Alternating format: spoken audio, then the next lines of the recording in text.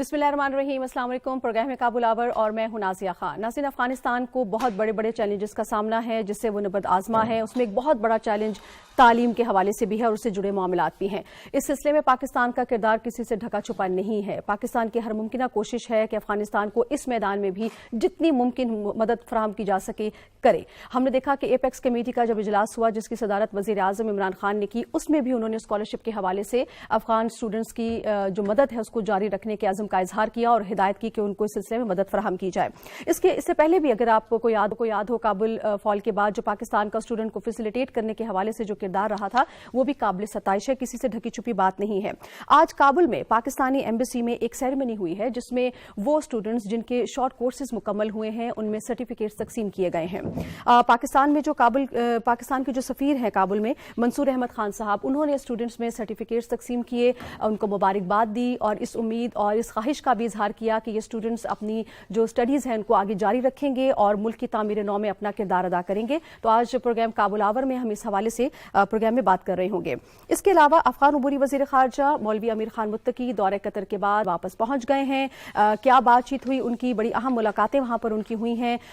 इन मुलाकातों के क्या समरात हम देखेंगे आने वाले वक्त में, उस पर भी हम बात करेंगे। साथ ही साथ अफगानिस्तान के लिए अमरीकी नुमाइंदा खुसूसी टॉम वेस्ट और साबिक अफगान सदर हामिद का हालिया इंटरव्यू के हवाले से भी आज प्रोग्राम में हम गुफ्तगू करेंगे। इसके अलावा अक़वाम मुत्तहिदा की इंसदाद दहशतगर्दी कमेटी के इजलास में पाकिस्तानी काउंसलर ने भारतीय इल्जामात का मुंह तोड़ जवाब दिया है, उस पर भी आज हम प्रोग्राम में गुफ्तगू करेंगे। लेकिन इससे पहले मैं अपने पैनलिस्ट से आपका तारुफ करवा देती हूँ। मुझे ज्वाइन कर चुके हैं नोखे साही साहब, बहुत शुक्रिया सर आपने ज्वाइन किया। हुमायूं खान साहब, बहुत शुक्रिया सर आपने ज्वाइन किया। इसके अलावा मुझे ज्वाइन कर चुके हैं काबुल में पाकिस्तान के सफीर मंसूर अहमद खान साहब, बहुत शुक्रिया सर आपने ज्वाइन किया।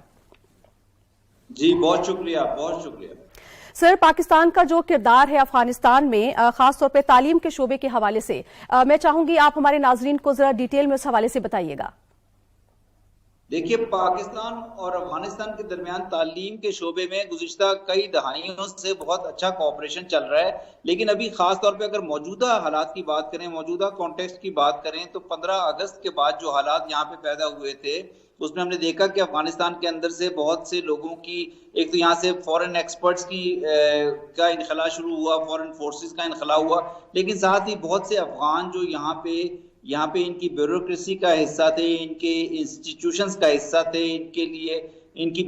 ट्रेन मैन पावर में शुमार किए जाते थे, उनकी बहुत बड़ी तादाद ने अफगानिस्तान से निकलना शुरू किया और वो सिलसिला अभी तक जारी है। अफगानिस्तान में इसके नतीजे में एक ह्यूमैनिटेरियन क्राइसिस भी पैदा हुआ, अफगानिस्तान के फंड्स भी फ्रीज हुए, अफगानिस्तान के ऊपर बैंकिंग की रिस्ट्रिक्शंस भी आई। लेकिन अफगानिस्तान की जो मौजूदा अबूरी इंतजामिया है इसने अपनी हुकूमत, अपना कंट्रोल इस्टेब्लिश करने का सिलसिला जारी रखा और उसमें काफ़ी हद तक कामयाब भी रहे। ताहम उनको मुख्तलिफ चैलेंजेस का सामना है जिसमें इकोनॉमिक चैलेंजेस हैं, ह्यूमैनिटेरियन चैलेंजेस है और फिर सोशल या गवर्नेंस चैलेंजेस हैं, जिनमें सबसे एक अहम चैलेंजेस में से एक चैलेंज यहाँ पे तालीम या तालीमी इंस्टीट्यूशंस का नॉर्मल तरीके से चलना है। पाकिस्तान चूंकि अफगानिस्तान को हमेशा से बड़ी अच्छी तालीमी सहूलियात मुहैया कर रहा है, हमारे इंस्टीट्यूशंस में अफगान तलबा बहुत अच्छी तरह से तालीम हासिल करते हैं और यहाँ पे माना जाता है कि जो ज़्यादातर लोग इनके इंस्टीट्यूशंस में वो काम कर रहे हैं वो पाकिस्तानी तालीमी इदारों से तालीम याफ्ता हैं। इसके साथ ही पाकिस्तान का एक बड़ा स्कॉलरशिप का प्रोग्राम है जिसमें हम 1000 स्कॉलरशिप पर ईयर इनको देते हैं, वो बहुत मकबूल है। इसके साथ ही 10-11 साल पहले हमने एम्बेसी में एक वोकेशनल ट्रेनिंग इंस्टीट्यूट कायम किया था जो गुज़िश्ता 2 साल से या 1.5 साल से ज़रा काम ज़्यादा तरीके से नहीं कर पा रहा था क्योंकि कोविड की वो रिस्ट्रिक्शंस थी। लेकिन अभी 3 महीने पहले इसमें हमने एक कोर्स का दोबारा से पोस्ट कोविड फेज में कोर्स का आगाज किया। इसमें हम कंप्यूटर और इंग्लिश के अंदर हमने तकरीबन 100 स्टूडेंट्स को रजिस्टर किया और उन स्टूडेंट्स की आज सर्टिफिकेट सेरेमनी थी। उनको बेसिक ट्रेनिंग देकर फारिगुल तहसील कर दिया गया है। उनका बहुत अच्छा रिएक्शन था। ये लड़के लड़कियां, यंग लड़के लड़कियां अपने ड्रीम्स और एस्पिरेशंस से भरपूर नजर आए और उन्होंने बड़ी तारीफ की पाकिस्तान के किरदार की, पाकिस्तान एम्बेसी के इस रोल की और इस ख्वाहिश का इजहार किया कि उन्हें पाकिस्तान में जाकर मजीद तालीम हासिल करने का मौका मिले या पाकिस्तान से तालीमी इदारे आकर अफगानिस्तान में तालीम के फरोग में किरदार अदा करें। क्योंकि यहाँ पे एक इस किस्म का खिला या वैक्यूम पैदा हुआ था। अभी हालिया दिनों में मेरी यूनिवर्सिटी ऑफ सियालकोट से बात हुई उनसे मेरी बात हुई, मैंने उन्हें अर्ज किया कि वो अगर अफगानिस्तान में इन हालात में, जबकि दूसरे ममालिक यहाँ पे उस तरीके से फ़ाल नहीं है, अगर वो आकर एक यूनिवर्सिटी की ब्रांच इस्टेब्लिश करें। इसी तरह मुझे बड़ी खुशी हुई, मैंने खबरों में देखा कि खैबर मेडिकल यूनिवर्सिटी ने ऐलान किया है कि वो एक अफगानिस्तान में काबुल में अपना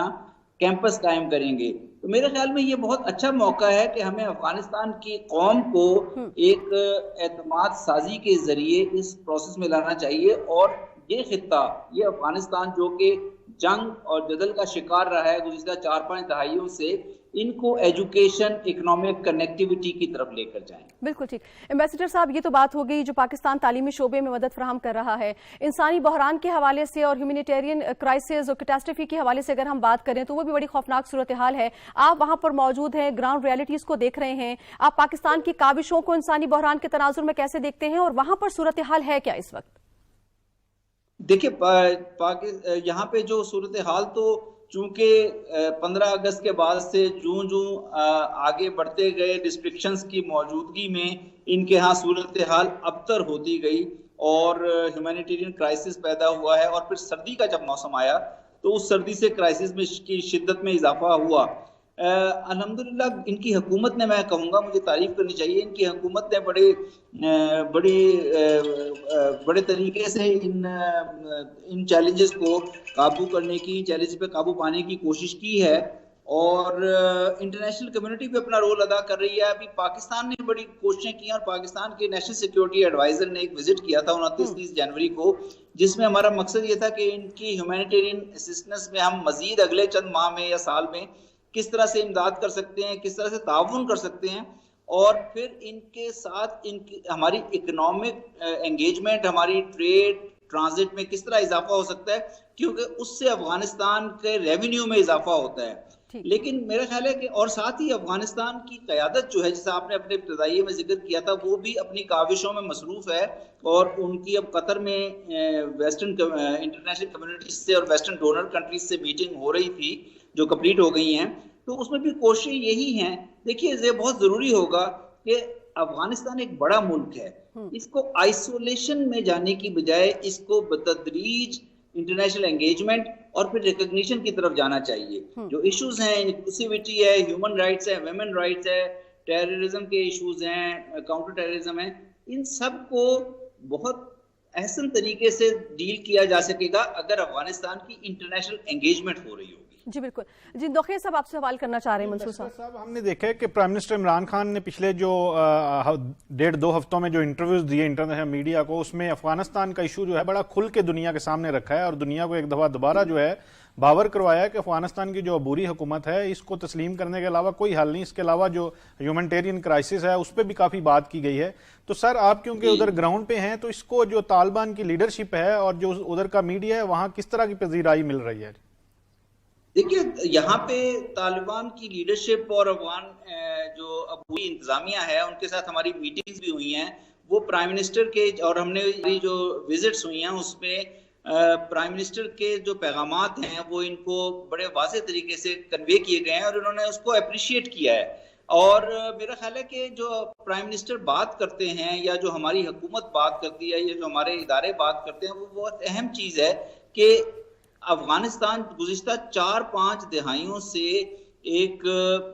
तवील जंग का शिकार है, एक बदअमनी का शिकार है, और इसकी एक बुनियादी वजह, एक बहुत बड़ा फैक्टर इसमें फॉरेन ऑक्यूपेशन या फॉरेन फोर्सेस की प्रेजेंस थी किसी न किसी सूरत में। अब वो फैक्टर एड्रेस हुआ है, तो मेरा ख्याल है इंटरनेशनल कम्युनिटी को अपना कंस्ट्रक्टिव रोल प्ले करना चाहिए और इनको एक ब्रॉडर एंगेजमेंट की तरफ इनके साथ बढ़ना चाहिए। जो इश्यूज हैं, इंक्लूसिविटी हो या ह्यूमन राइट्स, वुमेन राइट्स हो, काउंटर टेररिज्म हो, उनको डायलॉग के जरिए एड्रेस किया जा सकता है। लेकिन अगर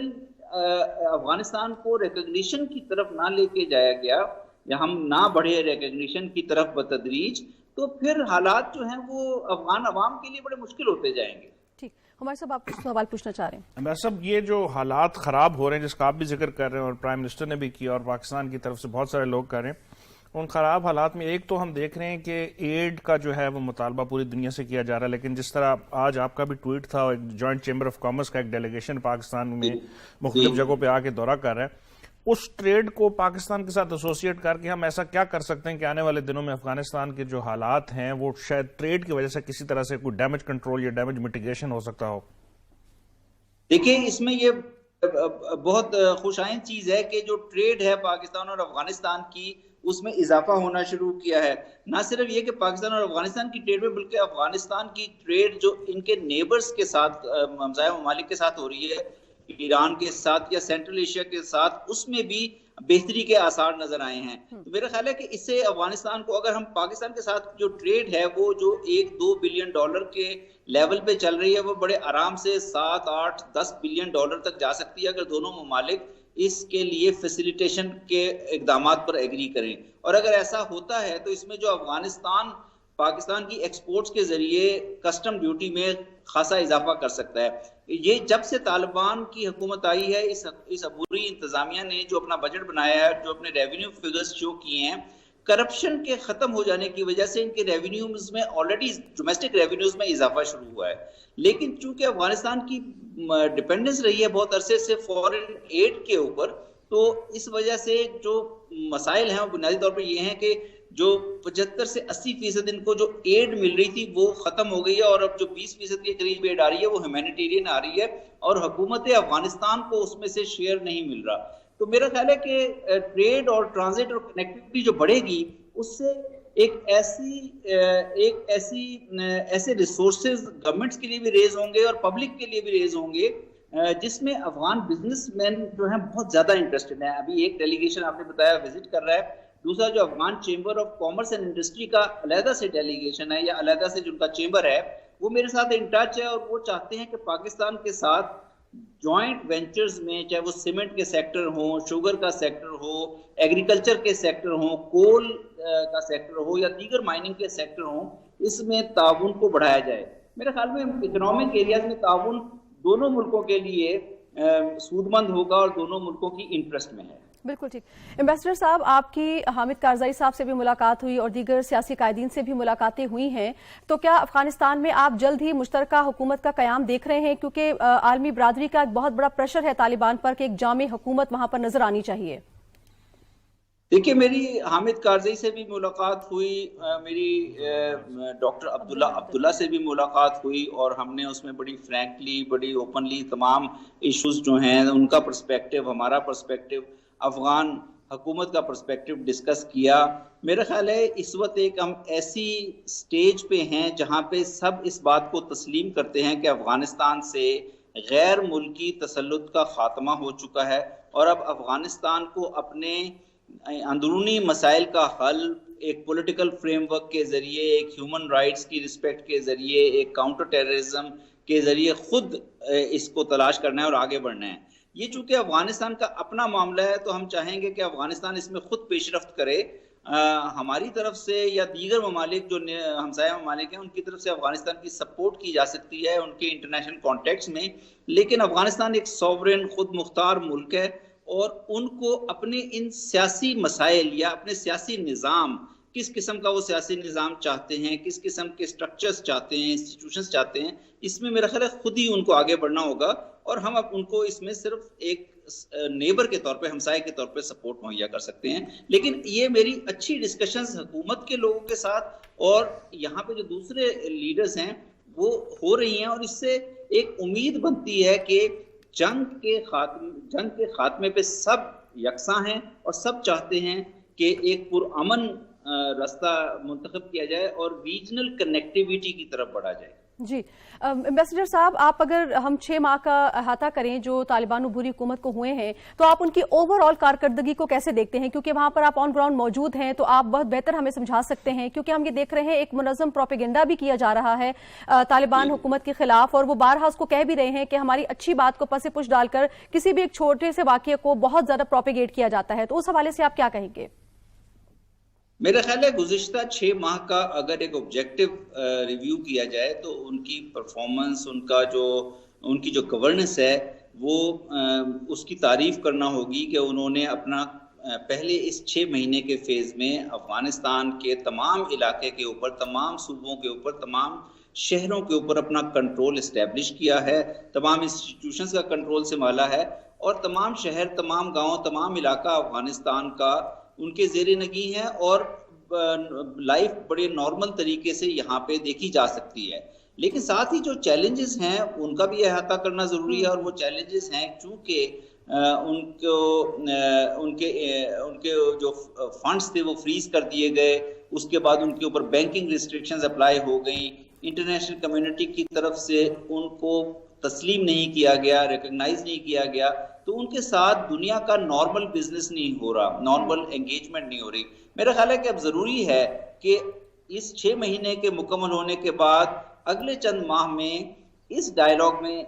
को भरपूर तरीके से आगे लेकर जाया जाए कि अफगानिस्तान को आइसोलेशन में धकेलने की बजाय अफगानिस्तान के साथ एंगेज करना, अफगानिस्तान की लीडरशिप के साथ एंगेज करना बहुत ज़रूरी है। और अफगानिस्तान के मसाइल का एक ऐसा निज़ाम अफगानिस्तान खुद वज़ा करे अपने लिए, जो जिस पे अफगानिस्तान के तमाम जो एथनिक ग्रुप हैं यहाँ पे, या अफगानिस्तान की तमाम सियासी शुबाह ज़िंदगी हैं, उनकी उसको हमायत हासिल हो। बिल्कुल ठीक। एम्बेसडर साहब, हमने देखा है कि ये जो इनके वजीर खारजा हैं अबूरी हुकूमत के अमीर खान मुत्तकी साहब बड़े एक्टिव हैं, और हमने पिछले 6 माह में देखा है डिप्लोमेटिक लेवल पे बहुत ही एक्टिव रोल प्ले कर रहे हैं, और बड़ा सफारती सरगर्मियों को इन्होंने बड़ा यानी भरपूर तरीके से इसको निभा रहे हैं। अभी भी इनकी मुलाकातें हुई, आज ही वो काबुल पहुंचे हैं। 16 मगरबी ममालिक के नुमाइंदों से इनकी मुलाकातें हुई, फिर जो हमारे गल्फ कंट्रीज हैं उनके नुमाइंदों से मुलाकात हुई, इससे पहले ओस्लो में इनकी मुलाकातें हुई सिविल सोसाइटी के नुमाइंदों से। तो आपका क्या ख्याल है सर, आने वाले दिनों में कोई वेस्ट की जानिब से या अमेरिका की जानिब से इमदाद में तेजी या कोई इनकी रिकग्नाइजेशन के हवाले से कोई बड़ा ब्रेक थ्रू हो सकता है? जी देखिए, मेरा ख्याल है कि ये एक प्रोसेस होगा जो कि बतदरीज चलेगा, मुख्तलिफ फेजेस में चलेगा। शुरू में आपने देखा था कि जब 15 अगस्त के बाद कोई अक्टूबर या नवंबर तक इनकी एंगेजमेंट नहीं हुई थी, खास तौर पे अमेरिका के साथ, और बाकी इंटरनेशनल कम्युनिटी के साथ भी बहुत लिमिटेड एंगेजमेंट थी। उसके बाद अमीर खान मुत्तकी साहब इनके वजीर खारजा पाकिस्तान तशरीफ लाए थे, वहीं पे हमने ट्रोइका प्लस किया था, और इनकी फिर एंगेजमेंट उसमें अमेरिका ने भी शिरकत की थी, अमेरिका के साथ शुरू हुई थी। फिर दिसंबर में पाकिस्तान ने OIC की जो एक्स्ट्रा ऑर्डिनरी सेशन का इनेकाद किया था, उसके बाद इनकी मजीद विजिट्स हुई, ओस्लो भी अभी ये गए थे, अब आइंदा अभी दोहा गए थे। अब आइंदा जो है इनकी आइंदा माह 2 इम्पोर्टेंट इवेंट्स आ रहे हैं। एक पाकिस्तान ने Islamic conference of foreign ministers का इनेकाद करना है इस्लामाबाद में, उसमें अफगानिस्तान के इशू पे मजीद जो रोड मैप है उसको डिस्कस किया जाएगा। और उसके बाद चाइना जो है मार्च के आखिर में नेबर्स और रीजनल कंट्रीज की कॉन्फ्रेंस करेगा, जहां हमें उम्मीद है कि वहां पे ट्रोइका प्लस की मीटिंग भी होगी, जिसमें तमाम 4 कंट्री ट्रोइका प्लस की शिरकत करेंगे। तो मेरा ख्याल है इसको एक रोड मैप की सूरत में अगर लेकर चला जाए और दोनों साइड से फ्लेक्सिबिलिटी का मुजाहरा किया जाए, तो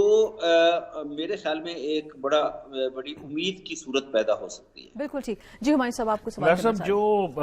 प्रेसिडेंट बाइडेन का अभी रिसेंटली जो एग्जीक्यूटिव ऑर्डर आया, जिसमें अमेरिका की वो तरफ से 3.5 बिलियन जो है वो 9/11 के विक्टिम्स को देने की बात की गई, उसके ऊपर गवर्नमेंट ऑफ पाकिस्तान की तरफ से भी बड़ा स्टांस है, चाइना की तरफ से बड़ा खुल के स्टांस है, रशिया की तरफ, जितने भी नेबरिंग कंट्रीज थे उन्होंने उस इकदाम को जो है बड़ा क्रिटिसाइज किया, इन सेंस कि इस वक्त जो UN की रिपोर्ट्स के मुताबिक वहां के हालात हैं, तो ये एड उन 40 मिलियन लोगों के लिए बहुत ज्यादा जरूरी थी।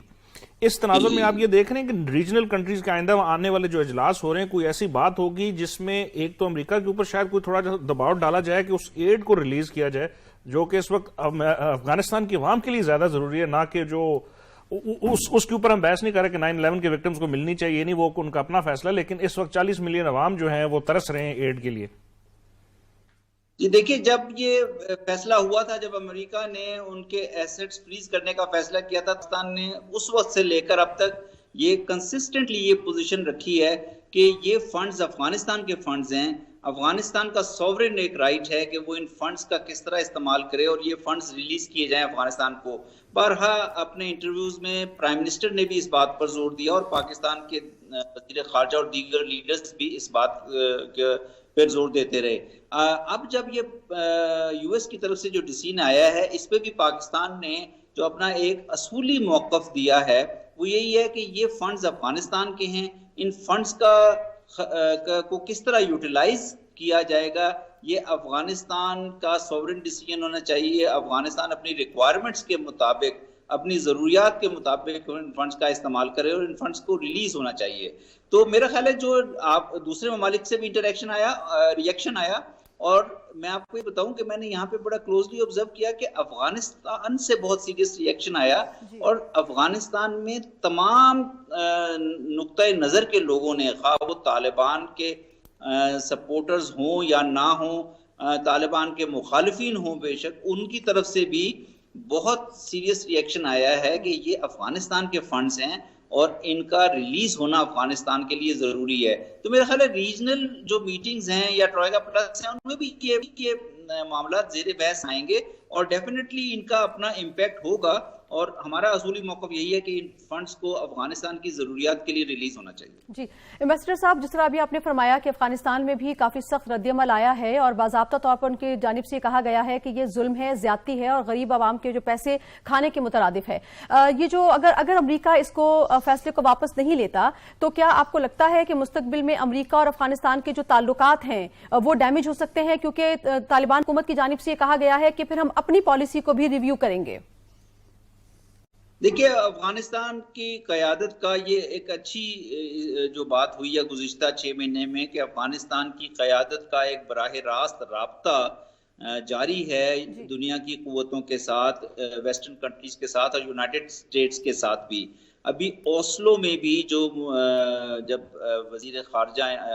अफ़गान अबूरी हुकूमत के मुत्तकी साहब एक डेलीगेशन लेकर गए थे, वहाँ पे उनकी मुलाकातें टॉम वेस्ट जो यूएस के स्पेशल एनवॉय हैं उनके साथ और यूरोपियन यूनियन के साथ और दीगर वहाँ पे जो सिविल सोसाइटी के अफ़गान मौजूद थे उनके साथ हुई थी। तो इसमें मेरा ख्याल है कि अफ़गान क़यादत भी इस बात चाहेगी कि वो इस डायलॉग को जारी रखे और किसी तरह से इस मामले का डायलॉग के जरिए हल करने की कोशिश करे। लेकिन फिर ये भी ज़रूरी होगा कि चूंकि असूली तौर पर ये अफगानिस्तान के अवाम के फंड्स हैं, इन पे अफगानिस्तान के अवाम का हक है, तो इनका रिलीज होना किसी ना किसी तरह से अफगानिस्तान के अवाम की उमंगों के मुताबिक ज़रूरी होगा। मेरे ख्याल में इसमें डिप्लोमेसी को ही तरजीह देनी चाहिए कि किसी तरह भी इस डायलॉग के जरिए इस ऑब्जेक्टिव को अचीव करने की कोशिश की जाए। जी, बहुत शुक्रिया मंसूर अहमद खान साहब, आप हमारे साथ मौजूद रहे। काबुल में पाकिस्तान के सफीर हमारे साथ मौजूद थे, तजिए से हमें आगाह कर रहे थे।